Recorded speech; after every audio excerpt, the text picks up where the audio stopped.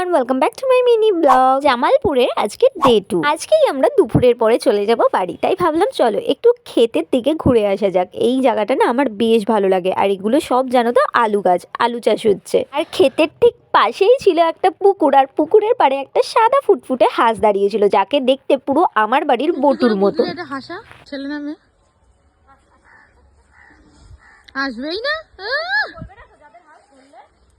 অনেক দৌড়াদৌড়ি করার পরেও ওকে কিন্তু ধরাই যায়নি, কারণ ও দৌড়ে ঠিক ওর বাড়িতে পৌঁছে গেছিল। আসলে প্রাণের ভয় সবারই থাকে, মানুষ হোক বা পশু পাখি। আরও দেখেছে অচেনা লোক, তাই দৌড়ে দৌড়ে বাড়ি চলে গেছিল। কিন্তু পরে হাঁসটাকে ধরেছিলাম একটু ছবি তোলার জন্য, ছবি তুলে হাঁসটাকে ছেড়ে দিয়েছিলাম। তারপর আমরা একটু মাঠের মাঝখানে চলে গেছিলাম ছবি ভিডিও তুলতে। তারপর সেগুলো তুলেই আমি একটা জিনিস দেখতে পেলাম। দাঁড়াও তোমাদেরকেও দেখাই।